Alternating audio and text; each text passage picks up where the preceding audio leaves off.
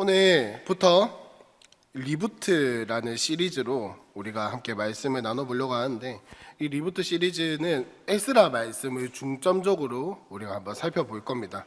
근데 리부트라고 굳이 영어를 한 거는 그냥 좀 있어 보이고 싶어서요. 그래도 다른 여러 가지 말이 많은데 그냥 리부트라는 말이 좀 잘 어울리는 것 같아서, 이제 좀 이따 설명을 드리겠지만 잘 어울리는 것 같아서 했습니다. 오늘은 개혁의 근간은이라는 제목으로 함께 말씀을 나눠보려고 합니다. 그 전에 리부트라는 말이 좀 어색하시죠? 그죠? 영화나 드라마나 이런 데서 보면 리부트라는 말을 많이 씁니다. 뭐 이야기를 다시 시작할 때나 뭐 이럴 때 많이 쓰는데, 이 리부트라는 말 자체가 뭐냐면은 부트를 다시 하다, 그러니까 시작을 다시 하다라는 뜻이랑 같다라고 생각을 하시면 되거든요. 우리나라에는 뭐가 좀 여러분들이랑 잘 공감이 될까 싶어서 생각을 해봤는데, 우리나라에 그런 말이 있죠. 가전제품을요 안 된다, 가전제품이 고장났다 이러면 우리나라는 두 가지만 보통 하면 된답니다. 하나는 뭐냐면 때리면 된대요. 퉁퉁 치면은 막 왜 안 되노 이러면서 툭툭 치면 갑자기 제정신으로 돌아온다는 거. 그 다음에 두 번째로는 껐다 키면 된다. 만능이죠. 그냥 뭐 안 되면 에잇 이러면서 껐다 키면 되는데, 이제 특히 컴퓨터를 보통 리부트할 때 우리는 자주 쓰는 말로 이런 말이 있어요. 재부팅. 괴랄한 말이에요. 우리나라 말이랑 정확하게 한자죠. 한자랑 영어랑 섞여가지고 뭔가 되게 맞죠. 한글 말인 것처럼 재부팅 이런 말이 좀 하여튼 괴랄한 말인데, 어쨌든간 재부팅을 한다를 한번 예로 들어서요. 컴퓨터를 재부팅할 때는 보통 어떤 때입니까, 여러분?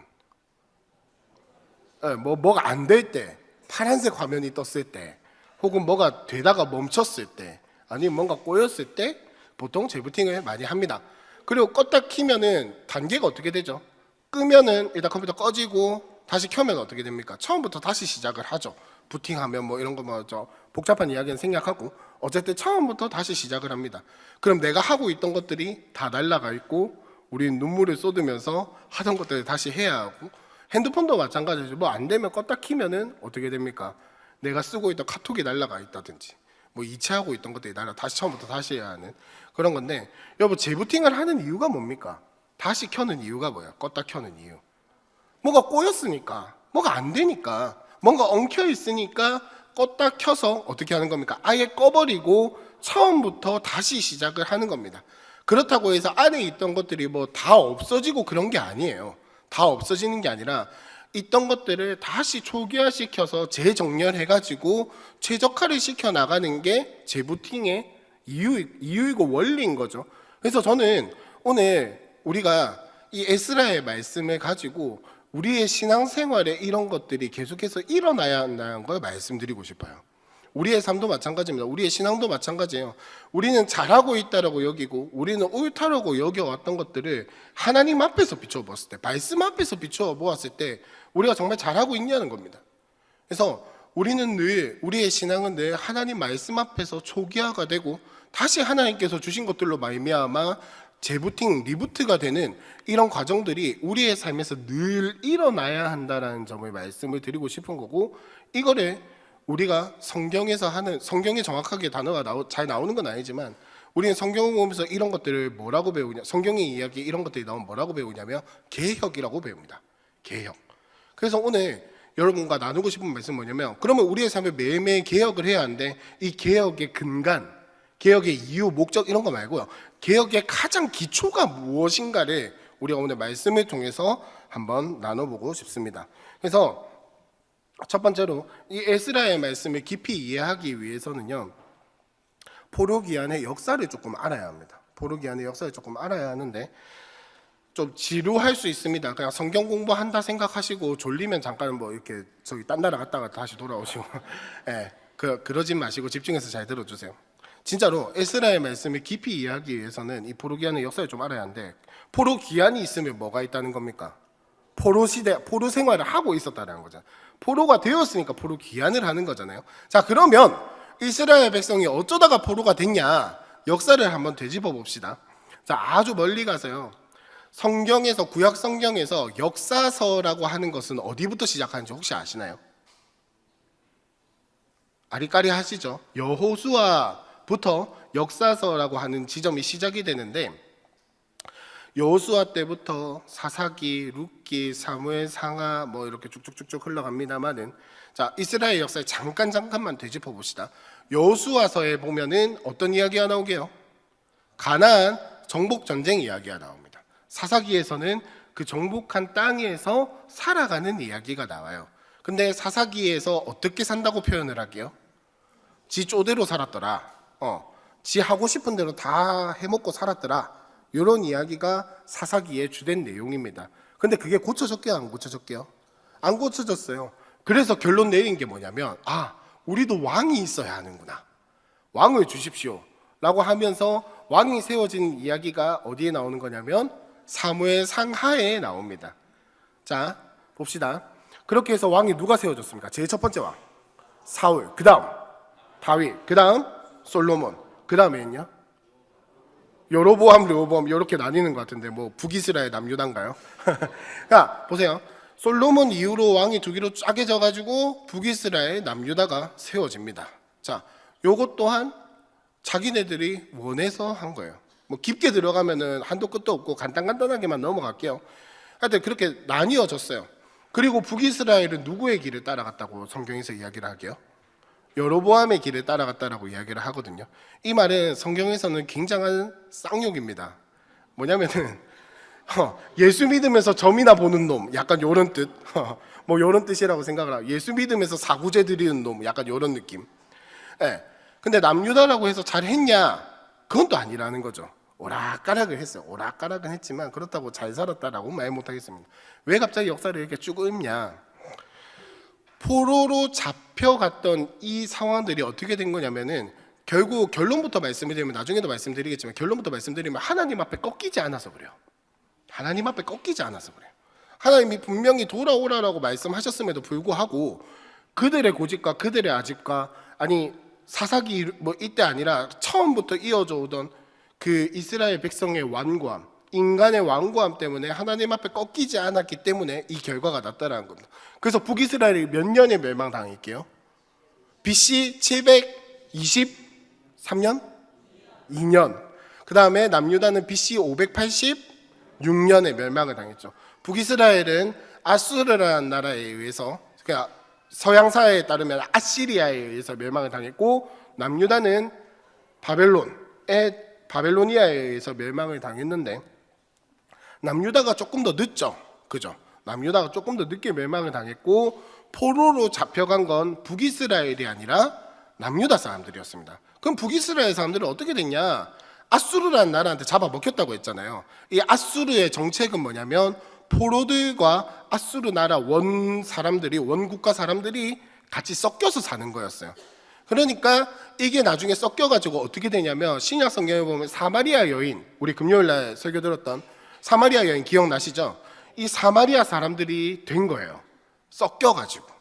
그러니까 사마리아 여인이 우리 조상들은 여기서 예배하자고 너희 조상들은 저기서 예배하는지 어느 게 맞는 거냐? 왜냐하면 뿌리가 이스라엘 백성으로 같으니까. 뭐 어쨌든 그런 이야기는 다음에 하도록 하고, 그렇게 해서 남유다는 어떻게 됐냐면, 남유다가 바벨론에 먹혔다라고 했잖아요. 이 바벨론이라는 나라의 정책은 뭐냐면, 그때 당시의 정책은 뭐냐면, 그 나라 사람들을 사로잡아가지고 포로로 만드는 게 바벨론의 정책이었습니다. 자, 요까지 이해하셨죠? 멸망했어요. 멸망을 했단 말이죠. 포로로 잡혀갔어요. 근데 어느 날 페르시아라는 나라가 등장을 해가지고 바벨론을 잡아먹게 됩니다. 자, 그러면 생각해 봅시다. 멸망당했어요. 바벨론에 의해서 남유다가 멸망당했습니다. 근데 어느 날 페르시아라는 나라가 일어나서 바벨론을 잡아먹었어요. 그러면 이스라엘 백성들, 남유다 백성들은 지금 어느 나라의 지배를 받고 있는 겁니까? 페르시아라는 나라의 지배를 받고 있는 거죠. 그죠? 그때 페르시아에 갑자기 어느 날 고레스라는 왕이 등장을 합니다. 고레스라는 왕이 등장을 해서 어떻게 하냐면, 자, 나의 정책은 무엇이냐? 내가 사로잡았던 나라의 이 포로들을 다 풀어주는 게 나의 정책이야. 나의 정책이야. 그래서 너희는 너희 땅으로 다 돌아가. 나라에서 지원해 줄게. 정착 지원금 뭐 이런 거 다 지원해 줄 테니까 너희는 돌아가. 돌아가서 너희가 원래 살던 곳에서 너희가 원래 모시던 신을 모시고 평화롭게 잘 살아가렴. 대신에 속국으로서 뭐 이런 것들이 있겠죠, 당연히. 그러니까 너희 하고 싶은 대로라기보다는 너희가 원래 살던 곳에 돌아가서 원래 모시던 신을 모시고 살아가렴. 이게 고레스라는 사람의 정책이었어요. 그러면서 뭐가 시작이 됩니까? 1차, 2차, 3차 포로 귀환이 시작이 되게 됩니다. 표 한 번만 띄워주시겠어요? 3번에 걸쳐서 포로 귀환을 하게 되는데, 자, 1차, 2차, 3차 이거 다 설명하려고 하면 너무 시간이 길고, 어쨌든가 1차 때 포로 귀환했던 왕이 누구냐면 고레스라는 왕이고, 2차 때부터는 아닥사스다라고 하는 왕이 보내주는 거예요. 근데 보시면 귀환자 수를 한번 보시면 어떻습니까? 1차 때가 제일 많죠. 사실 알 수 없어요. 3차 때가 몇 명인지 모르니까. 장난치는 게 아니고 진짜로. 어쨌든간 1차 때 거의 5만 명에 가까운 사람들이 했는데 다 지원을 해준 거예요. 정착 지원금, 뭐 집 짓는 지원금 뭐 다 해준 거예요. 다 해줘가지고 돌아가게 되었는데, 자 여기서 중요한 거 저기 몇 명인지가 중요한 게 아니라, 자 봅시다. 1차는 에스라 1장부터 6장까지예요. 연대 보이시죠? 연대. 1차는 에스라 1장부터 6장까지의 이야기이고, 2차는 에스라 7장부터 10장까지의 이야기입니다. 3차는 느헤미야 1장부터 13장까지의 이야기인데, 자 그렇다면 에스라와 느헤미야의 이야기는 이어지는 이야기다, 아니다? 이어지는 이야기다라는 거예요. 성경책은 에스라와 느헤미야로 나뉘어져 있지만 사실상 한 이야기라고 보시면 됩니다. 한 이야기인데, 자 중요한 건 바사 왕이 지금 바뀌었습니까? 안 바뀌었습니까? 1차에서 2차 넘어가면서 바뀌었죠. 자 조서가 뭐냐면 왕이 내리는 공문, 어명이라고 생각을 하시면 될 것 같아요. 쉽게 말해서. 자 1차 때 공문이 뭡니까? 돌아가기 원하는 자들은 돌아가고 국고에 지원을 해주겠다, 안 해주겠다? 해주겠다라는 거예요. 그게 오늘 읽었던 말씀입니다.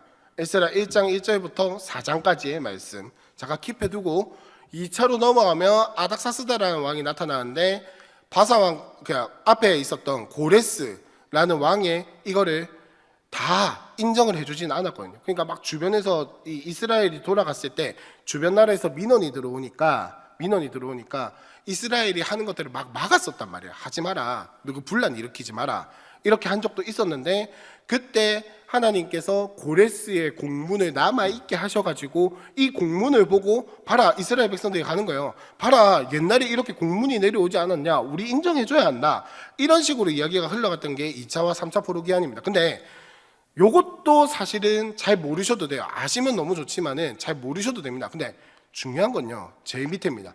귀환 후에 1차, 2차, 3차 때 다 약간 뭐랄까 맡았던 일이 다르다고 해야 할까요? 1차 때는 지금 뭐라고 되어 있습니까? 성전을 짓는 거. 2차 때는 종교개혁과 통혼 문제에 대해서. 3차 때는 성벽을 재건하는 거. 네. 그리고 또 뭐 영적인 부흥이 있었지만은 어쨌든 크게 봤을 때는 그렇다는 거예요. 자, 우리가 성경을 읽으면서 가끔씩은요, 이 이야기가 어떤 구조로 되어 있는지도 한 번씩은 파악을 해야 합니다. 자 봅시다. 1차, 2차, 3차 포로 귀환이 있어요. 그럼 중간이 어디예요? 2차죠. 맞죠? 그러면 포로 귀환의 핵심은 뭐냐는 거예요. 유대인들은 중요한 거는 중간에 놔두는 걸 굉장히 즐겨했거든요. 이야기를 하면서도 중요한 거 중간에 배치한 거 굉장히 잘했어요. 샌드위치처럼. 샌드위치에 햄은 항상 중간에 있잖아요. 그죠? 햄이 제일 중요해요. 아무튼 중간에 놔두는 걸 굉장히 좋아했습니다. 그리고 그런 기법을 많이 사용을 했어요. 1차, 2차, 3차 중에서 가장 중요한 일은 뭐였다는 겁니까? 종교개혁이라는 거예요. 성전을 건축하고 성벽을 짓는 게 그것도 중요하지만 그것보다 더 중요한 건 뭐냐면 이 이스라엘 공동체가 하나님 앞에서 어떻게 되는 거? 개혁되는 거. 이 이스라엘 공동체가 포로 생활을 하던 것들을 청산을 하고 이제 다시 한 번 더 언약 앞에서, 말씀 앞에서 개혁이 되는 것이 가장 중요한 포로 귀환의 일이었다는 겁니다. 자, 이렇게 포로 귀환의 이야기를 대충 짚고 넘어가고요. 1부 때 준비한 대로 다 해보니까 시간이 나중에 너무 모자라더라고요. 그래서 궁금하시면 통큰통독 들으시고 아니면 개인적으로 따로 연락을 주세요 한번. 그 다음 넘어가세요. 이렇게 뭐 대충의 역사가 1차, 2차, 3차 포로 귀환이 있다. 근데 그 중에 중요한 건 뭐다? 영적인 개혁, 부흥하는 거. 요게 중요하다는 이야기를 했습니다. 그다음 2번으로 넘어가세요. 자, 그러면 이스라엘 백성들이 왜 포로로 잡혀갔냐는 거예요.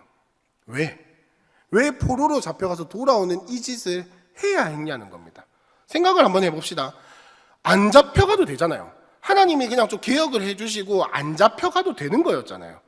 하나님이 그 이스라엘 사람들의 마음을 감동시키고 좀 말씀 잘 전하는 선지자를 보내주시고 좀 성전을 뒤엎게 하시고 뭐 여러 가지 다른 방법들, 우리가 생각하기에는 그냥 개혁만 할 것 같으면 여러 가지 다른 방법들이 있었을 텐데 왜 굳이 포로로 잡혀가서 돌아오는 이 일이 있었어야 했냐는 겁니다.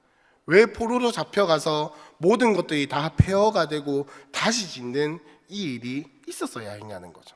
자, 그 전에 포로로 잡혀가는 이유가 뭐냐? 포로로 잡혀가는데 가장 하나님이 보신 쟁점은 뭐냐면 첫 번째로 하나님을 기억을 하고 있냐 아니냐입니다. 하나님이 기억을 하고 있냐 아니냐. 무슨 말이냐면요. 자, 다시 성경의 옛날 이야기로 돌아가서요. 여호수아 때 가나안 정복 전쟁을 했었습니다. 하나님이 가나안 정복 전쟁을 명령하시면서 요거 하나만큼은 꼭 지켜야 해라고 말한 게 있었어요. 그게 혹시 뭔지 아시는 분? 그 땅에 살던 사람들을 다 죽이든지 쫓아내든지 아무튼간 섞이지 않아야 한다라는 이야기를 하셨는데 이스라엘 사람들은 어떻게 했게요? 남겨뒀어요. 왜? 종으로 써먹으면 유용하니까 남겨둔 거예요. 근데 하나님이 원하시는 건 그게 아니었거든요. 그래서 결국은 이 이방 민족들과 섞이게 됨으로 말미암아 사사기와 같은 결론들이 나게 된 겁니다. 사사기와 같은 결론이 났어요. 그래서 왕을 달라고 했어요. 왕 받아서 잘 했나요? 그것도 아니죠. 다윗 솔로몬 때는 좀 반짝 잘하는 것 같더니 그 이후의 역사에서는 아주 그냥 다 망가졌습니다. 무슨 이야기를 드리고 싶은 거냐면 이스라엘 백성들의 역사에서 하나님이 건드실 때마다 공통점이 하나가 있었는데 뭐냐면 하나님을 기억하지 못했다는 거예요. 말씀을 기억하지 못했다는 거, 언약을 따라가지 않았다는 겁니다. 물론 사람이 어떻게 다 말씀을 다 따라가고 잘하고 할 수가 있겠습니까? 근데 돌아오지 않았다는 거예요. 하나님을 기억하고 그 말씀을 기억하고 돌아오지 않았다는 겁니다. 그래서 하나님이 손을 대셨어요. 무너뜨리셨어요. 망가뜨리셨다고요. 근데 중요한 건 우리는 이 망가뜨림을 보고 하나님이 벌했다, 하나님이 이들 심판하셨다고 끝내버리거든요. 근데 하나님의 목적은 벌하고 망가뜨리는 게 목적이 아니라는 겁니다. 그거는 그냥 스텝일 뿐이에요. 그건 단계일 뿐이에요. 하나님의 목적은 무엇이냐? 다시 세우는 겁니다. 리빌딩 하는 거라고요. 그래서 이 포로로 잡혀가는 것을 크게 봤을 때 두 가지로 우리가 볼 수가 있는데 뭐냐면 하나님께서 딱 손 대실 때 제일 처음에 먼저 한 게 뭐냐면 정체성을 상실시켜 버리십니다. 무슨 말이냐면 완전히 폐허로 만드신다는 거예요. 완전히 아무것도 남아있지 않은 땅으로 만들어 버리신다라는 겁니다. 근데 문제는 이스라엘 백성이 그 전에 정신을 차리고 돌아오면 돌아오면 하나님께서 초기화를 시키실 이유가 없는데 돌아오지 않았다라는 거예요. 자, 이 근거가 어디냐면 예레미야 25장에 보면 나와 있는데 3절부터 11절까지 한번 볼 건데요. 잠옷이죠. 이제 번갈아 우리 교독하면서 잠을 한번 깨보도록 하겠습니다. 예레미야 25장 3절부터 11절까지 제가 먼저 읽도록 하겠습니다. 유다의 왕 아몬의 아들 요시야 왕 13째 해부터 오늘까지 23년 동안 여호와의 말씀이 내게 임하기로 내가 너희에게 꾸준히 일렀으나 너희가 순종하지 아니하였느니라. 그러므로 여호와께서 그의 모든 종 선지자를 너희에게 끊임없이 보내셨으나 너희가 순종하지 아니하였으며 귀를 기울여 듣지도 아니하였도다. 그가 이르시기를 너희는 각자의 악한 길과 악행을 버리고 돌아오라. 그리하면 나 여호와가 너희와 너희 조상들에게 영원부터 영원까지 준 그 땅에 살리라. 너희는 다른 신을 따라다니며 섬기거나 경배하지 말며 너희 손으로 만든 것으로서 나의 노여움을 일으키지 말라. 그리하면 내가 너희를 해하지 아니하리라 하였으나 너희가 내 말에 순종하지 아니하고 너희 손으로 만든 것으로서 나의 노여움을 일으켜 스스로 해하였느니라. 여호와의 말씀이니라. 그러므로 만군의 여호와께서 이와 같이 말씀하시니라. 너희가 내 말을 듣지 아니하였느니라. 보라, 내가 북쪽 모든 종족과 내 종 바벨론의 왕 느부갓네살을 불러다가 이 땅과 그 주민과 사방 모든 나라에 쳐서 진멸하여 그들을 놀램과 비웃음거리가 되게 하며 땅으로 영원한 폐허가 되게 할 것이라. 여호와의 말씀이니라. 내가 그들 중에서 기뻐하는 소리와 즐거워하는 소리와 신랑의 소리와 신부의 소리와 맷돌 소리와 등불빛이 끊어지게 하리니 이 모든 땅이 폐허가 되고 놀랄 일이 될 것이며 이 민족들은 70년 동안 바벨론의 왕을 섬기리라 라는 말씀이 있습니다. 놀랍게도요, 멸망당하고 하나님이 주신 말씀이 아니라 멸망당하기 전부터 주신 말씀이에요. 정확하게 말씀을 하고 계세요. 너가 망할 거고 너희가 살고 있는 땅 폐허가 될 거며 성전이고 나발이고 할 거 없이 내가 다 무너뜨리겠다라고 말씀을 하시면서 너거는 어떻게 될 것이냐, 포로로 잡혀가서 70년 동안 노예 생활을 하게 될 것이다 라고 정확하게 이야기를 하셨음에도 불구하고 이스라엘 백성들은 뭘 선택했냐면 돌아오지 않기를 선택하신 거예요. 하나님은 분명히 말씀하셨어요. 분명히 말씀하시고 그리고 더 요구하시지도 않으셨어요. 돌아와라라고 말씀하세요. 너가 했던 거 다 청산 뭐 이런 거 막 잘해라는 이야기가 아니라 돌아와라. 뭐 전쟁에서 이길 필요도 없고 업적 쌓을 필요도 없고 그냥 돌아와라라고 말씀을 하시는데 이스라엘 백성은 그거를 따라가지 않는 거예요. 뭡니까? 하나님의 백성이라는 정체성을 상실해버린 거예요. 언약의 백성이라는 말씀의 백성이라는 정체성 완전히 상실해버리고 말씀이고 뭐고 난 모르겠고 우리는 우리 하고 싶은 대로 살랍니다. 내 원하는 대로 가겠습니다 라고 이야기를 하는 게 아니 그렇게 살아왔던 게 이스라엘 백성이라고. 그러면 하나님은 어떻게 하시냐면 말씀하신 대로 하세요. 말씀하신 대로 폐허가 될 거다. 근데 중요한 건 폐허가 되는 게 목적이 아니라는 겁니다. 폐허가 되는 게 목적이 아니라고요. 정체성을 상실해버린 백성들에게 아예 모든 것을 다 상실시켜 버리시는 것은 하나님의 목적이 아니라고요. 하나님이 이거를 최종 단계로 생각하시는 게 아니에요. 하나님의 최종 단계는 뭐냐면 그렇게 밀어버리시고 두 번째로 정체성을 회복시키시는 겁니다. 언약의 백성임을, 하나님의 백성임을 이들이 누구에게 속해 있고 누가 주인인지를 다시 한 번 더 회복시켜 주시는 게 하나님의 목적이라는 거예요. 그걸 위해서 뭘 하냐면 다 밀어버리는 거예요. 싸그리. 여러분 생각해 봅시다. 이스라엘 백성들에게 성전은 어떤 곳이냐면 하나님이 거하시는 곳이에요. 하나님이 거하시는 곳이라고요. 거기에 언약궤도 모시고 하나님이 여기에 있겠다라고 약속하신 언약궤도 모시고 거기서 맨날 예배드리면서 살아갔던 게 어디냐면 성전이에요. 근데 그 성전이 무너졌어요. 이스라엘 백성들에게 얼마나 큰 타격이었을까요? 심리적으로, 신앙적으로. 여러분 지금 우리 함께하는 교회에게 하나님 뭐 그럴 일은 없어야겠지만 함께하는 교회를 하나님께서 뭐 이렇게 다루시기로 결정하셔가지고 이 건물을 싹 없앴다 칩시다. 싹 없어요. 그것만 해도 사실은 우리는 언제나 어디서나 하나님을 만날 수 있다라고 그렇게 믿고 그리고 그렇게 살아가는 사람들이지만 실제로 교회 건물이 없으면은 어떻겠습니까? 아, 우리는 더 이상 예배할 곳이 없구나. 우리가 더 이상 훈련받을 곳이 없구나. 장소가 없구나. 이게 얼마나 큰 상실감과 이런 것들에 매여서 살아가겠습니까? 이스라엘 백성들이 그랬다라는 거예요. 성전이 없어졌다니까요. 우린 이제 망했다예요. 아, 이제 하나님이 더 이상 우리와 함께 하시지 않는구나. 하나님이 더 이상 우리를 돌보시지 않는구나. 하나님이 더 이상 우리 가운데 임재하시지 않겠구나 라고 하는 그것이 하나님의 계획이었다라고. 왜? 하나님의 임재를 다시 한 번 더 확인시켜 주시고 그들이 하나님의 백성임을 확인시켜 주시고 완전히 밀어버리셔서 그 엉켜있던 것들과 꼬여있던 것들을 회복시켜 주시는 게 하나님의 목적이었다는 겁니다. 그래서 아까 우리가 읽었던 예레미야 25장 11절까지 읽었는데 그 뒤에 이어지는 말씀을 한번 보면요, 12절과 13절 우리 다 같이 한 번만 읽어보면 좋겠습니다. 시작. 여호와의 말씀이니라. 70년이 끝나면 내가 바벨론의 왕과 그의 나라와 갈대아인의 땅을 그 제약으로 말미암아 벌하여 영원히 폐허가 되게 하되 내가 그 땅을 향하여 선언한 바 곧 예레미야가 모든 민족을 향하여 예언하고 이 책에 기록한 나의 모든 말을 그 땅에 임하게 하리라. 자, 무슨 말입니까? 바벨론이라는 나라에 너희가 포로로 잡혀갈 건데 70년이 지나면 너희가 돌아오게 될 것이며 바벨론을 어떻게 하신다고요? 오히려 하나님이 도구로 사용하셨던 그 바벨론을 하나님이 멸망시켜버리겠다. 왜? 나의 목적은 너희를 벌하는 것이 아니라 너희를 회복시키는 데 있기 때문에 너희를 괴롭혔던 나의 대적인 바벨론을 내가 도구로서 잠깐 사용은 했으나 결국 그 대적을 하나님이 멸하신다는 위로를 주시는 거예요.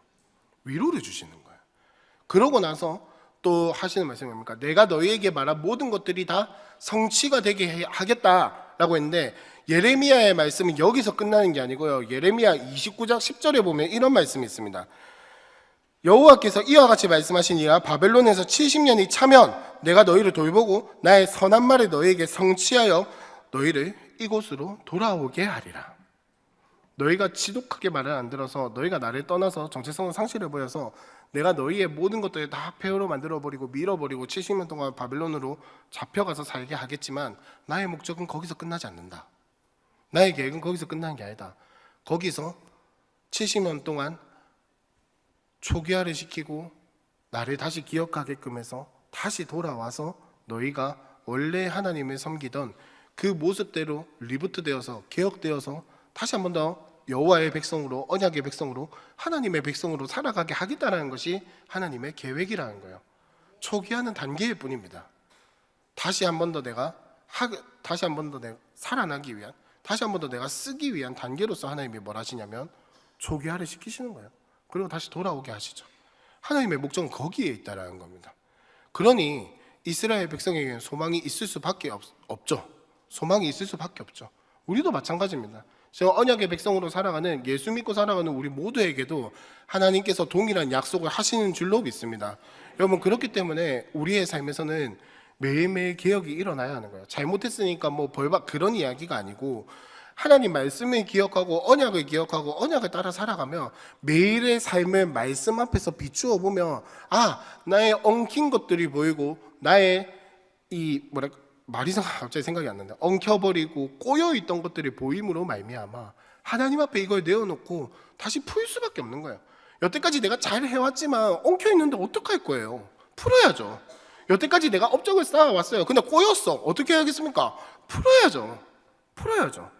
그 말씀 앞에서 우리의 삶을 비추어 봄으로 말미암아 엉켜있던 것들을, 꼬여있던 것들을 풀어나고 초기화시켜서 다시 한 번 더 여호와 이레의 하나님과 쌓아가는 겁니다. 이 개혁의 삶의 근간, 그 개혁의 삶의 이유, 그 개혁의 삶의 근거, 하나님께서 우리에게 무엇을 주시냐? 세 번째입니다. 하나님의 주권과 섭리를 주신다는 거예요. 자, 바벨론에 70년 포로로 잡혀가 있었습니다. 다시 성경의 이야기로 돌아와서 바벨론에 70년 동안 포로로 잡혀가 있었습니다.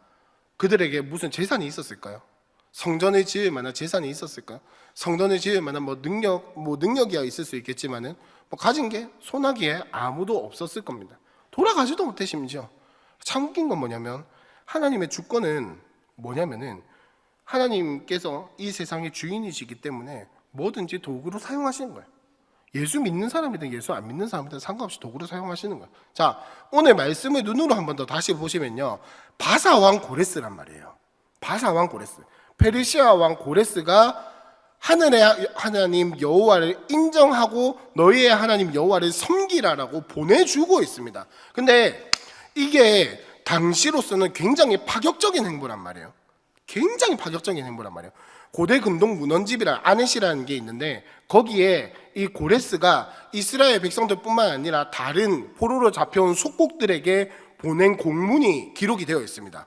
그게 고고학자들에 의해서 발굴이 됐는데, 거기에 보면, 시간이 없어서 다는 이야기 못하겠지만 거기에 보면 뭐라고 이야기를 하냐면, 고레스 자신은 이 정책을 펼치는 게 마르둑이라는 자기가 섬기는 우상이 시켜서, 우상이 나에게 지혜를 줘서, 아, 이런 정책을 펼치는 것이 좋겠구나 라는 지혜를 줘서 자기가 이런 정책을 펼쳤다라고 이야기를 합니다. 근데 에스라 9장 9절에 보면 에스라가 뭐라고 고백을 하냐면, 우리가 비록 노예되었사오나 우리 하나님이 우리를 그 종살이 하는 종에 버려두지 아니하시고 바사 왕들 앞에서 우리가 불쌍히 여김을 입고 소생하여 우리 하나님의 성전을 세우게 하시며 그 무너진 것을 수리하게 하시며 유다와 예루살렘에서 우리에게 울타리를 주셨나이다. 고레스가 한 게 아니고 하나님이 하셨다라고 선언하고 있습니다. 그리고 오늘 우리가 읽었던 1장 1절의 말씀 다시 한 번만 더 읽어볼까요? 큰 소리로 시작. 바사왕 고레스 원년에 여호와께서 예레미야의 입을 통하여 하신 말씀을 이루게 하시려고 바사왕 고레스의 마음을 감동시키심에 그가 온 나라에 공포도 하고 조소도 내려 이르되. 이사야 44장 28절에 보면 이런 말씀이 있습니다. 고레스에 대하여는 이르기를 내 목자라 그가 나의 모든 기쁨을 성취하리라 하며 예루살렘에 대하여는 이르기를 중건되리라 하며 성전에 대하여는 내 기초가 놓여지리라 하는 자니라 라고 멸망당하기 전부터 이사야 선지자를 통해서 고레스라는 사람이 언급이 되고 하나님께서 그 사람을 사용을 하실 것이다 라고 이야기를 하고 있습니다. 근데 이 사람이 언약의 백성은 아니에요. 고레스가 뭐 하나님을 믿었다라고 그래서 고백을 한다라고 뭐 말하는 사람들도 간혹 있긴 한데 제가 보기에는 아닙니다. 절대 아니에요. 하나님 안 믿었어요. 그냥 인정한 거예요. 근데 중요한 건 고레스 자신은 마르둑이라는 자기가 섬기는 우상에 의해서 그렇게 되었다라고 이야기를 하지만 아니라는 겁니다. 하나님께서 일하셨다라는 거예요. 이 모든 만물의 주인이신, 이 세상의 주인이신 주권자이신 하나님께서 그 주권을 행사하신 거예요. 무엇을 위해서? 언약의 백성을 위해서, 하나님 자신의 계획을 위해서, 하나님 나라를 위해서 믿지 않는 자들까지 사용을 하셔가지고 이 나라를 만들어 가시는 우리 하나님이 말씀을 성취하기 위해서 이 하나님이 일하셨다라는 거예요. 우리의 개혁의 근간에는 그게 있어야 합니다. 망한 것 같죠? 초기화된 것 같죠? 다 폐허가 된 것 같죠? 아니에요. 우리 주인이신 하나님은 어떻게 하실지 모르는 분이십니다. 우리의 예상을 넘어서시는 분이시고 우리의 인지의 영역과 모든 것들을 다 뛰어넘으시는 하나님이에요. 하나님께서 주권자가 되시면 뭐든 사용하셔서 일하신다니까요. 갑자기 이스라엘 백성들이 이렇게 될 거라고 누가 생각이나 했겠습니까? 솔직하게 말해서 그 이스라엘 백성들 몇 명일지는 모르겠지만 그 많은 사람들 중에 이 말씀을 하나하나 다 기억하고 날짜를 70년 동안 세고 있었던 사람이 얼마나 됐을까요? 저는 거의 없다라고 생각합니다. 거의 없다라고 생각해요. 그러니까 그 에스라가 나중에 나오겠지만 우리가 다음에 살펴보겠지만은 에스라가 말씀을 가지고 그 백성들을 했을 때 그제서야 회개하고 돌아간다니까요. 유월절을 지키는 것이 포로에서 귀환하고 처음이었다니까요. 유월절이지. 그 포로 기간 동안에 아무도 안 지켰다라는 거예요. 무슨 말이냐면 우리가 보이지 않는 곳에서도 하나님은 일하고 계신다라는 겁니다. 우리가 이해되지 않는 영역 가운데서도 하나님은 일하고 계신다라는 거예요. 포로로 잡혀가서 절망과 폐허 가운데 있는 그 이스라엘 백성들에게 뭘 하시냐면 하나님은 다른 사람을 들어서 마음을 감동시키셔서 하나님의 주권대로, 하나님의 계획대로 하나님 나라를 이루어 가신다는 사실을 우리가 꼭 기억을 했으면 좋겠습니다. 그리고 거기에다 플러스 하나님은 뭘 하시냐면 여호와 이레라는 말 들어보셨죠? 여호와 이레 하나님, 준비하신 하나님, 그 하나님께서 뭘 하시냐면 섭리하신다고요. 다 준비해 놓으셨다라고요. 다 준비해 놓으셨다라고. 자, 봅시다. 이 1장의 말씀을 한번 보면요. 4절에 한번 말씀을 보면 뭐라고 합니까? 이스라엘 백성은 아무것도 가진 게 없는데 갑자기 뜬금없이 국고에서, 그러니까 국가 금고에서 은과 금과 폐물과 마박 이런 거 다 지원을 해준대요. 다 지원을 해주고 거기에다가 플러스, 자 5절에 보니까 뭐라고 되어 있습니까? 유다와 베냐민 족장들과 제사장들과 레위 사람들과 그 마음에 하나님의 감동을 받고 올라가서 예루살렘의 여호와의 성전을 건축하고자 하는 자가 다 일어났다. 그게 5만 명이었다는 소리예요. 근데 거기에 보면 나중에 2장, 우리가 오늘 2장까지 살펴보면 좋겠는데 2장의 이 눈으로 한번 보세요. 2장을 보면 뭐 누구 자손이 600 몇 명이 막 이런 거 그냥 굳이 보실 필요 없고 잘 나중에 한번 읽어보시면요. 여기에 레위인도 있고요. 제사장도 있고요. 노래 맡은 자들도 있고 성전 문지기도 있고 다 있습니다. 무슨 말이냐면 70년 포로 기간 동안 우리는 다 망한 줄 알고 아무것도 없는 줄 알았는데 진짜 여호와의 말씀에 따르고자 다시 한번 더 일어나 보니까 돌아가서 성전에서 예배하고 하나님을 만날 수 있는 것들이 마련이 되어 있었다라는 거예요.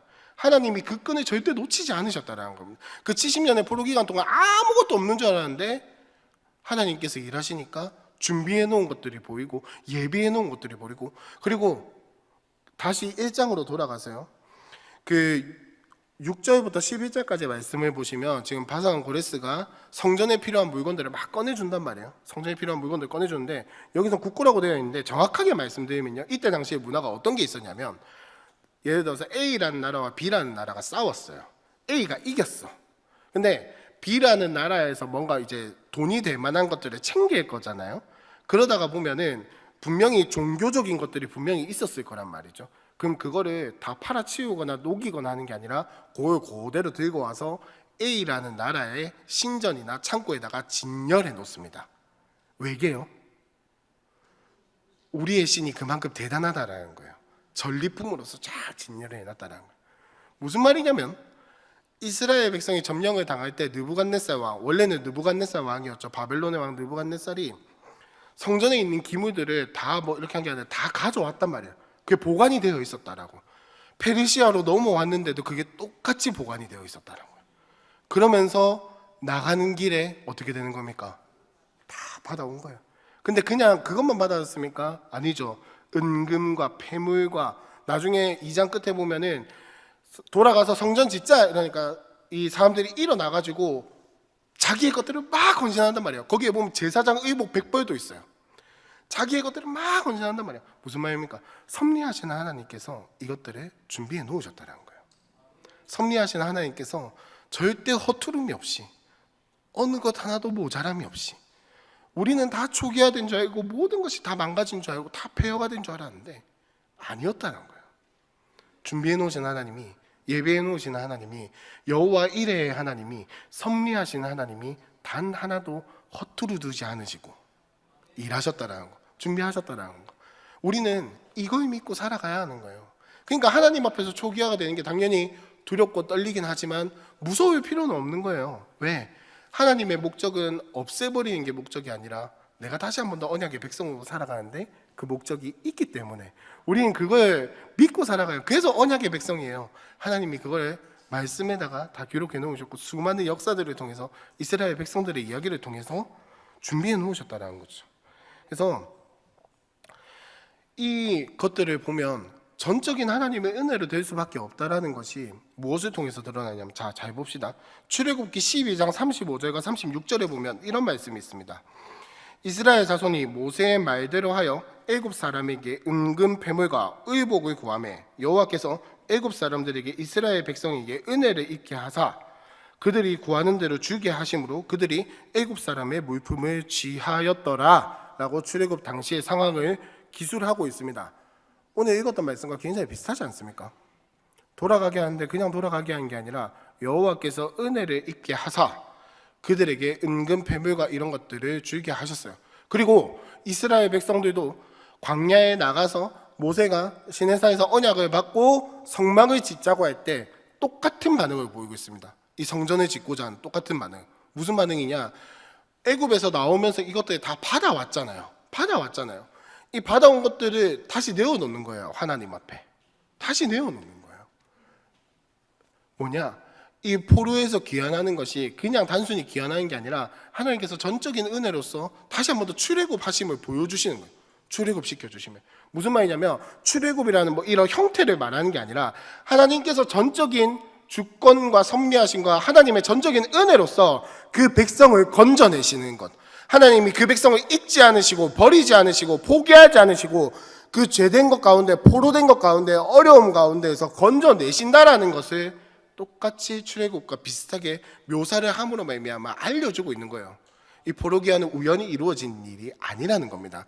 하나님이 그 모든 것들을 사용하셔서, 주인이신 하나님이 모든 것을 도구로 사용하셔서 그 주인의 뜻대로 사용을 하셔서 이스라엘 백성을 건져내시는 일이 포로기한이라는 거죠. 그래서 여러분, 이것이 우리에게 주는 이 의미가 무엇이냐? 하나님의 전적인 주권과 섭리로서 우리는 살아갈 수밖에 없다라는 거예요. 그리고 우리의 개혁, 우리가 날마다 말씀 앞에 비추어 보면 그 하나님의 전적인 주권과 섭리가 우리 가운데 임할 수밖에 없다라는 겁니다. 우리의 삶의 주인이, 우리의 삶의 모든 것들이 하나님께 속해 있음을 인정하면 하나님께서 일하신다라는 거예요. 그것이 비록 폐허인 것 같고, 그것이 비록 망한 것 같고, 그것이 비록 백지인 것 같아도 하나님은 어떻게 하신다? 일하신다라는 거. 그래서 여러분, 오늘의 적용은 뭐냐면요, 포기하고 인정하시길 바랍니다. 무슨 말이냐면요, 매일매일 여러분 묵상하시죠? 예, 뭐 매일매일까지는 아니더라도 묵상하고 기도하실 때 여러분, 묵상과 기도 왜 하십니까? 왜 하세요? 하라고 하니까? 그냥? 아니면 하던 거니까? 그게 아니라요, 묵상과 기도는 매일매일 하나님 앞에서 우리를 돌아보는 작업입니다. 예, 잘하든 못하든. 그리고 심지어는 묵상을 하다가도 조금 열받는 적용이 나올 수도 있잖아요. 가끔 보면. 그렇죠? 늘 은혜로운 것만은 아닙니다. 왜? 말씀 앞에서 나를 비추어 보는 거니까요. 기도가 항상 잘 되지 않습니다. 때로는 열받아가지고 기도하다가 때려치우고 나올 때도 있어요. 왜 그렇습니까? 하나님 앞에서 나를 봤거든요. 하나님 앞에서 나를 봤거든요. 여러분, 매일매일의 삶에 여러분들이 말씀 앞에서 비추어지길 소망합니다. 그러면 뭐가 나오냐면 포기하고 인정할 수밖에 없어요. 아, 내가 여태까지 해왔던 것들이 아무것도 아니었구나. 아, 내가 손에 쥐고 있던 것들을 놔야 아는구나. 내가 쌓아왔던 업적들이, 옳다고 여겨왔던 것들이, 내가 잘났다고 여겨왔던 것들이, 내가 여태까지 해오던 것들이 하나님 앞에서 봤을 때 아무것도 아니었구나. 여러분 조금 더 나가볼까요? 죄송하지만은 우리가 여태까지 하나님 앞에서 옳다, 하나님이 주셔서, 하나님이 비전을 주셔서, 사명을 주셔서 해왔던 것들이 어쩌면은 지금에 와서는 아닐 수도 있다는 겁니다. 아닐 수도 있다고. 처음에는 하나님이 사명을 주셔서 비전을 주셔서 한 게 맞지만 어느 순간 우리의 욕심들과 우리의 생각들과 이런 것들이 덕지 붙어가지고 비껴나가 버리는 거예요. 이스라엘 백성들도 아마 마찬가지였을걸요. 남유다 때 당시에 멸망당하기 직전에 성전은 어떤 모습이었냐면요, 우리 교회도 방이 많죠, 그죠? 성전도 방이 제법 있었거든요. 근데 여러분 한번 생각해 보세요. 우리 함께하는 교회 셀방에 방방마다 관세음보살상이 들어가 있으면요, 3층 방, 2층, 지하 2층에는 그렇고 3층에는 뭐가 있어야 할까요? 또 막 쓸데없는 거 뭐가 있을까요? 하여튼 뭐 이상한 것들, 코끼리상 같은 것들. 1층에 딱 입구에 들어오자마자 금송아지 막 이렇게 있고. 여러분 남유다 때 성전이 그런 모습이었다고요. 남유다 때 성전이 그 모습이었다. 근데 유다 백성들은 뭐라고 생각을 했냐면, 우리는 여전히 하나님을 잘 섬기고 있어. 우리는 여전히 하나님 앞에서 제사하고 있어. 여러분 그 모습을 하고 그런 교회에서 평일에는 그렇게 돌아가고 주일에는 예배하고, 그게 정상적인 신앙의 모습입니까? 유다 백성들이 그랬다니까요. 그들의 마음속에는 추호도 의심이 없었어요. 우리는 말씀을 잘 지키고 있어. 우리는 하나님을 예배하고 있어. 우리는 하나님 말씀을 지키고 있어. 우리는 제사를 통해서 하나님을 만나고 있어. 여러분 이게 정상적인 신앙의 모습입니까? 우리의 신앙생활은 그렇지 않냐는 겁니다. 우리의 마음속에 있는 성전에 어느 순간 나의 것들이, 세상의 것들이, 우상숭배하는 것들이, 나의 욕심들이, 나의 의가, 나의 오름들이, 내가 증명하고 싶은 것들이, 내가 원하는 것들이, 내가 잘한다고 여겨왔던 것들이, 내가 인정받고 싶은 것들이 내 마음속에 성전 속에 하나하나 차곡차곡 들어와 있지는 않냐는 겁니다. 그렇기 때문에 우리는 하나님 앞에서 매일의 말씀 가운데에서 우리의 삶을 초기화해야 한다는 겁니다. 그렇기 때문에 우리는 포기하고 인정해야 한다는 겁니다. 왜요? 내가 옳다고 여겨왔던 것들을 포기해야 돼요. 내가 맞다고 여겨왔던 것들을 포기해야 합니다. 우리가 옳다고 여겨왔고 우리가 맞다라고 여겨왔던 것들, 그걸 없애라는, 포기하라는 말이 없애라는 이야기가 아닙니다. 옳다고 여겨왔던 것들을 포기하라는 거예요. 이게 맞다고 여겨왔던 것들을 포기하라는 겁니다. 그러면 자연스럽게 뭐가 일어나야 하냐면, 하나님 말씀 앞에 그걸 가져가야 돼요. 하나님, 오케이, 옳지 않다는 거 인정하겠습니다. 그럼 하나님 보시기에 이건 어떻습니까? 그럼 하나님이 아니라고 하시면 인정해야 하는 거예요. 아니었구나. 그러면 하나님께서 반드시 초기화시키시고 다시 리부트, 다시 일어나게 하실 줄로 믿습니다. 그게 없으면 안 된다는 거예요. 여전히 내 의를 가지고, 내 옳음을 가지고 하나님 앞에서 하나님 이게 맞죠? 라고 하는데 하나님 어떻게 새로 바꾸세요? 하나님 이게 옳습니다 라고 하는데 어떻게 하나님이 바꾸시냐고요. 내 손에 쥐고 꽉 쥐고 놓지 않는데 하나님이 어떻게 그걸 바꾸시냐는 겁니다. 안 돼요. 놔야지 바꾸죠. 포기해야지 바꾸죠. 내 것이 옳지 않다는 걸 인정을 해야지 바꾸시는데, 하나님 이게 맞잖아요, 옳지 않아요, 해오던 거잖아요. 이게 하나님, 내가 하나님을 위해서 이거 했는데 왜 이러십니까? 하나님 이게 옳잖아요. 하나님 이게 말씀이잖아요. 근데 그렇게 꽉 쥐고 여겨왔던 것들에 뭐가 붙어 있냐면, 나의 욕심, 나의 원함, 나의 의, 나의 인정받고 싶음들이 덕지덕지 붙어 있다는 겁니다. 사랑하는 함께하는 교회 성도 여러분, 포기하시고 인정하시기 바랍니다. 우리의 매일의 삶 가운데에서 말씀 앞에서 우리의 비춰 몸으로 말미암아, 내가 여전히 하나님 앞에서 죄인이구나, 여전히 나는 죄성이고 여전히 나는 하나님 말씀을 따라가기보다는 나의 옳음을 증명받고 싶고 나의 잘남을 인정받고 싶고 나의 업적을 하나님 앞에 내세우고 싶어하는 죄인이구나를 인정하시고 포기하시기 바랍니다. 매일의 말씀 앞에서 그거 한번 비춰보죠. 그러면 하나님께서 우리가 반드시 개혁하실 줄로 믿습니다. 개혁하실 거예요. 분명히 다시 세워나가실 거라고요. 우리가 보기엔 백지고 폐허가 될 것 같지만 하나님은 결코 포기하지 않으시고 우리로 하여금 그 주권과 섭리로서 우리를 다시 일으키실 줄로 믿습니다. 우리 함께 찬양하고 기도하면 좋겠는데요. 여러분, 말씀드렸지만은 말씀 앞에서 우리를 비춰봐야 합니다. 나중에 설교할 때도 나누겠지만은 에스라가 그 이스라엘 백성들 가운데 있었던 여러 가지 문제들을 해결을 할 때 무엇을 중점으로 삼았냐면 딱 두 개를 중점으로 삼았습니다. 말씀과 예배였습니다. 말씀과 예배. 온 백성이 모여서 하나님 앞에 엎드리는 예배, 온 백성이 모여서 하나님 앞에 죽는 그 예배를 드렸고, 율법을 강요함으로 말미암아 말씀 앞에서 본인의 모습들을 다시 한번 더 비춰보게 하는 것. 이것이 에스라가, 아니 정확하게는 하나님이 에스라를 통해서 이스라엘 백성들을 개혁시켜 나가셨던 방법이었습니다. 여러분, 말씀을 선택하시길 바랍니다. 사람들의 말 혹은 뭐 다른 것들에 내 모습을 비춰보지 마시고 말씀 앞에서 비춰보시길 바랍니다. 우리 함께 그 마음 가지고 함께 찬양하면 좋겠습니다. 말씀 앞에서 경외함으로 주께 홀로 섭니다. 생명의 말씀 읽고 순종해 주를 예배합니다. 기록된 말씀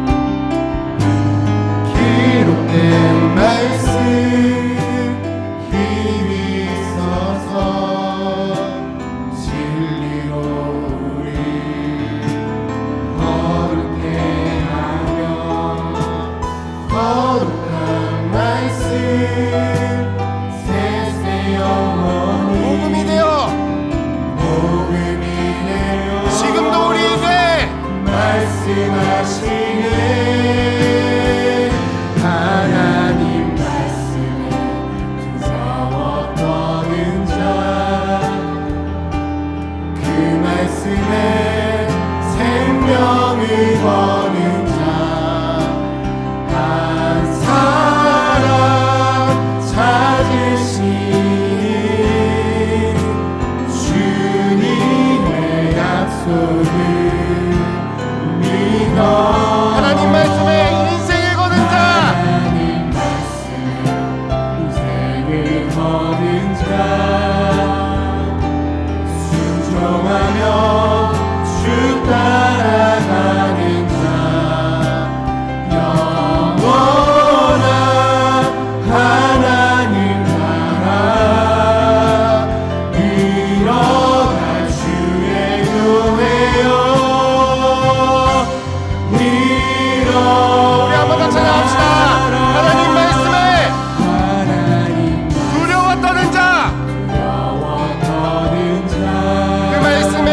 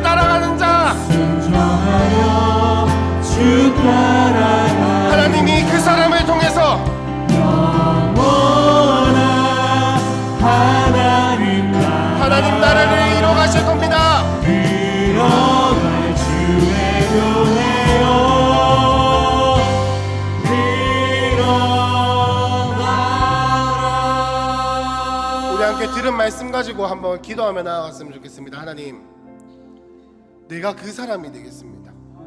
내가 말씀의 생명을 거는 자가 되겠습니다. 하나님, 말씀 앞에서만 두려워 떠는 자가 되겠습니다. 하나님, 약속을 신뢰하며 살아가는 사람이 되겠습니다. 하나님, 내가 말씀 앞에서 매일매일 기억되는 하나님의 사람이 되겠습니다. 우리 함께 주여라고 한번 간절히 붙잡고 기도하겠습니다. 주여,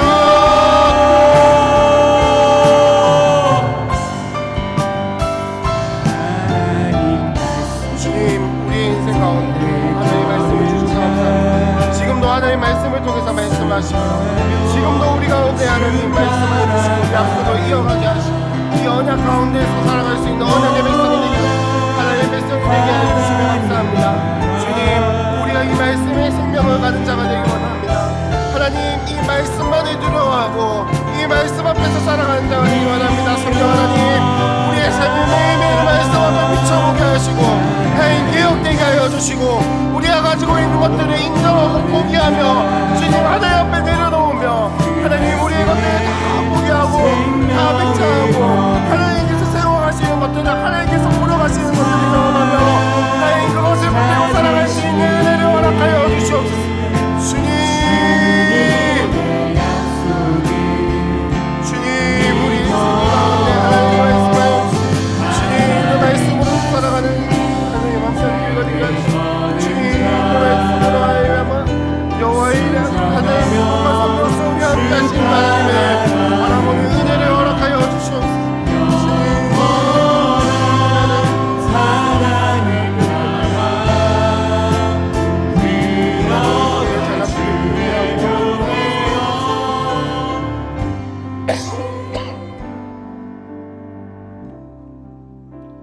여러분, 그렇게 말씀 앞에서 우리의 늘 개혁하고 우리의 삶을 되돌아보면요, 우리의 입에서 이 고백이 나올 수밖에 없습니다.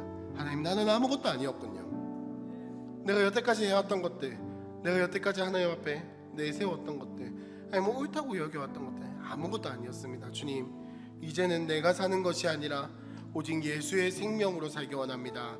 하나님, 이제는 내가 살아 날뛰는 것이 아니라 나의 주인 되신 예수만이 사는 삶이 되기 원합니다. 우리 이 마음 가지고 함께 찬양하며 나아가겠습니다. 나는 아무것도 아닙니다. 주님의 사랑이 없으면 나는 아무것도 모릅니다. 나는 아무것도 모릅니다. 주님의 지혜가 없으면 나는 아무것도 못합니다. 나는 아무것도 못합니다. 주님의 능력이 없으면 나는 한순간도 못 삽니다. 한순간도 못 삽니다. 주님의 생명이 없으면 우리 함께 고백합시다. 이제 내가 사는 건 아니요, 이제 내가 사는 오직 예수 그리스도만이 사시니 스스로 내 안에 사시니 오직 그의 생명이 나의 생명, 나의 모든 날들도 주 한 번 더 고백합시다. 이제 내가 사는 건 아니요, 이제 내가 사는 건 아니요, 그리스도 내 안에 사시니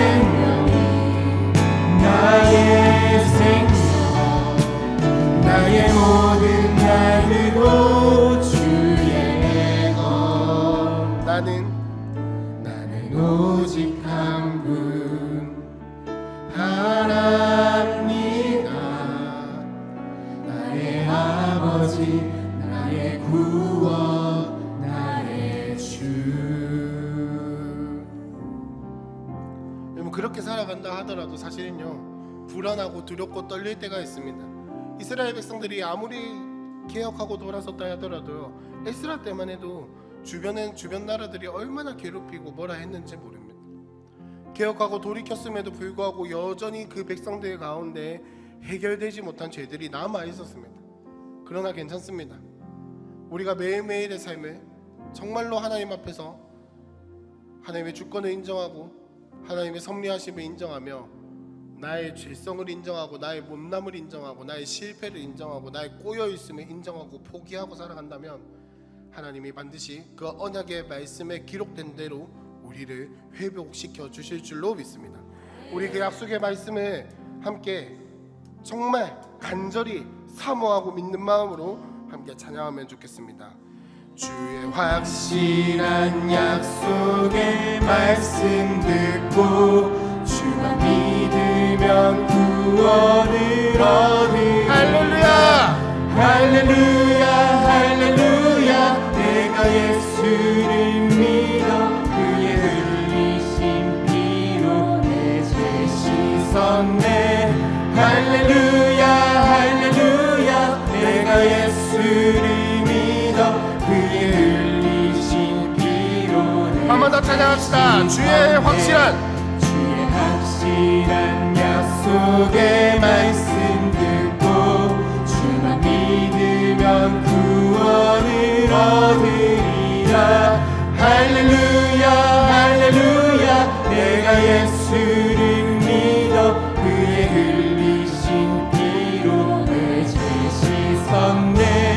할렐루야 할렐루야. 내가 예수를 믿어 그의 흘리신 피로 내 죄 2절입니다. 나의 갈 길이 험하고 위험하다. 항상 예수의 도우심 믿고 가네. 할렐루야 할렐루야. 내가 예수를 믿어 그의 흘리신 피로 내 죄 씻었네. 할렐루야 할렐루야. 내가 예수를 믿어 그의 흘리신 피로 내 할렐루야 할렐루야. 할렐루야 할렐루야. 내가 예수를 믿어 그의 흘리신 피로 내 죄 씻었네. 할렐루야 할렐루야 할렐루야. 내가 예수를 믿어 그의 흘리신 피로 내 죄 씻었네. 아멘.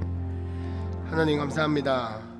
우리를 주일에 예배할 수 있도록 우리의 마음을 정할 수 있게 하여 주심에 감사합니다. 하나님, 우리의 삶이 말씀 앞에서 정말로 하나님께서 원하시는 대로 살아가기를 소망합니다. 하나님, 그러나 여전히 아직까지도 나는 하나님 앞에서 내 것을 자랑하고 싶고 내 것이 옳다고 말하고 싶고 이것이 하나님이 준 것이 아니냐며 내 욕심을 자꾸 포장하여 하나님의 것인 것 마냥 그렇게 살아가고 있는 나 자신을 발견하게 됩니다. 하나님, 말씀 앞에서 우리의 삶이 되돌이키게 하여 주시옵소서. 말씀 앞에서 우리의 삶이 개혁되게 하여 주시옵소서. 주님, 포로로 잡혀가고 귀환하는 것이 결코 형벌이나 우리를 미워하심이 아닌 우리의 삶을 초기화시키시고 다시 한 번 더 하나님 앞에 돌이키게 하심으로 말미암아 언약의 백성으로 회복시키는 길임을, 하나님의 계획임을 기억하게 하여 주시고, 지금 우리의 매일의 삶에서 말씀 앞에서 우리의 것이 포기되어지게 하여 주시고 우리의 엉킴이 인정되어지게 하여 주시고 하나님 앞에서 우리의 삶을 비추어 봄으로 말미암아 우리의 삶이 매일매일 하나님의 주권과 섭리가 드러나는 삶이 되게 하여 주시옵소서. 그 마음 가지고 헌금 드립니다.